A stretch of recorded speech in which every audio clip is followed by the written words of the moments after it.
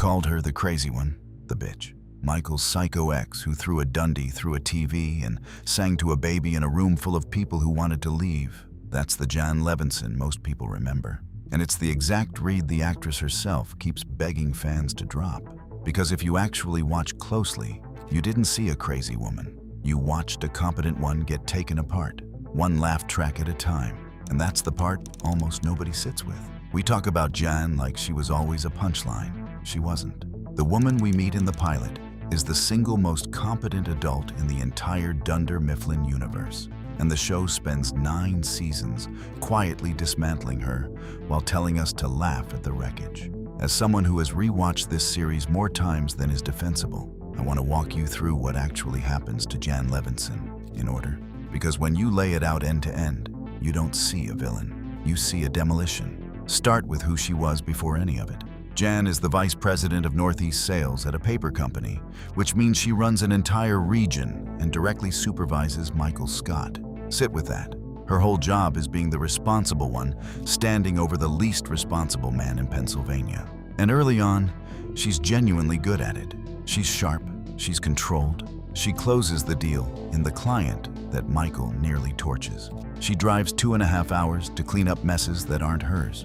There's a running gag where she asks Michael if she's on speakerphone in front of the office, and he lies, because on some level everyone knows she's the only one enforcing any standards at all. She is, by every measure the show gives us, the adult in the room. Here's the detail most people never clock.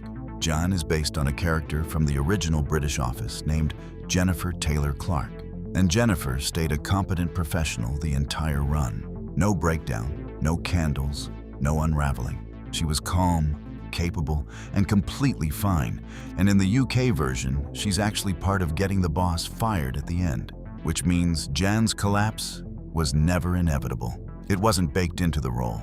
The American writers looked at a functional businesswoman and made a deliberate choice to take her apart. Everything that happens to Jan after this point is something the show chose to do to her, and I want to be fair to her, because the show occasionally is.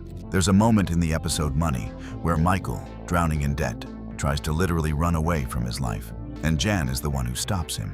She tells him she's come to see him as someone worth standing by. It's quiet, it's warm, it's human, and it's proof that Jan is not a cartoon. She's capable of real tenderness. The writers knew that. They showed it to us on purpose, which makes what they do to her afterward feel less like a character flaw and more like a choice to punish a real person. So let's talk about the first domino, because everyone remembers it wrong. Jan tells people she was fired over her breast implants. The show frames that as delusion, as her being unstable and paranoid. But rewatch the deposition.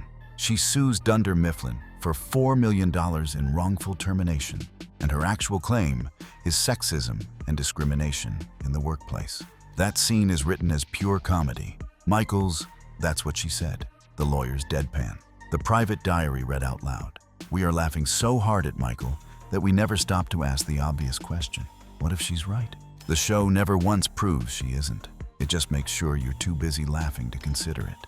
And the betrayal in that episode cuts both ways, which almost nobody acknowledges. Jan uses Michael's own diary against the company, yes, but Michael then discovers she'd given him a brutal performance review while they were sleeping together. And in response, he torpedoes her entire case by refusing to back her up under oath. Two people who supposedly loved each other, destroying each other in a conference room, and the episode is remembered as a comedy classic. Meanwhile, the CEO, David Wallace, sits there calmly listing the reasons she had to go. And here's what's easy to miss. Her decline didn't start with the firing. Watch the timeline. The paranoia, the instability, the sanity slippage all begin back in season 3, and they go into freefall the moment Wallace lets her go. The firing didn't reveal that she was broken. The firing is what broke her. Then comes the relationship, and this is where the demolition really accelerates. After she's fired, Jan moves into Michael's condo with no job, no income, and no ladder left to climb. They trade their cars in for a shared Porsche.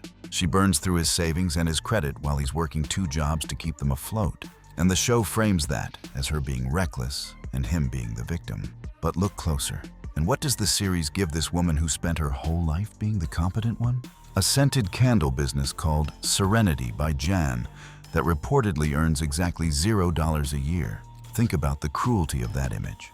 A former regional vice president reduced to selling candles out of a house, candles that a dinner guest openly says smell terrible.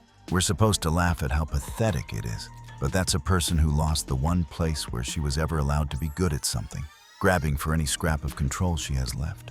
Because that's what her so-called craziness actually is, when you stop laughing long enough to look. The smoking and stressful moments, the self-destructive choices, the need to dominate every room she walks into. People point to the moment she pressures Michael into getting multiple vasectomies while pretending she's undecided about kids, and they call it monstrous. And on the surface, sure, but zoom out. This is a woman who had exactly one thing: her competence, her authority, her career, and watched all of it get stripped away. Control is what people reach for when everything solid in their life has been taken from them. She isn't grasping for power because she's a villain. She's grasping for it because it is the only thing she ever had, and the show made a point of taking it. Which brings us to the scene everyone quotes, the dinner party. It's routinely called one of the funniest half hours of television ever made, and I understand why, and that is exactly the problem. Watch it again, but this time don't laugh. A woman screams at her partner, plays a song written by her teenage former assistant specifically to torment him, throws a heavy award through a plasma television, and nearly gets arrested on a property destruction charge, all while a camera crew and a table of dinner guests sit there and witness it. That is not a comedy sketch. That is a public, nervous breakdown, filmed like a comedy sketch. And every single one of us watched it as entertainment, because the show told us to. And here is the detail that should make it click. Look at who's in that room. Jim, Pam, Andy, Angela, all watching Jan come apart, all treating it as an awkward night out to gossip about later. Now think about where you were sitting. You were on the couch, doing the exact same thing they were doing, laughing at the woman losing her grip, waiting for the next joke. The show built the audience right into the scene. We weren't watching Jan's breakdown from the outside. We were cast as the people in the room, choosing to ignore it. Then there's the baby, and it's the same trick one more time. Jan has a daughter, Astrid, through a sperm donor, and the baby shower episode turns the whole thing into a bit. She sings a wildly inappropriate old song to a newborn for 20 straight minutes, while the office stares. She breastfeeds in the middle of the workplace, while everyone tries to keep working around her. Real-world side note that tells you everything about how this character was written. That scene exists because the actress once breastfed her own daughter at a brunch and made the show's creators uncomfortable. So they handed the discomfort to Jan. And the internet's response, for 15 years, has been to treat her life as a mystery game. Who's the father? Was it Hunter? The teenage assistant? Was it Kevin? Fans built entire theories.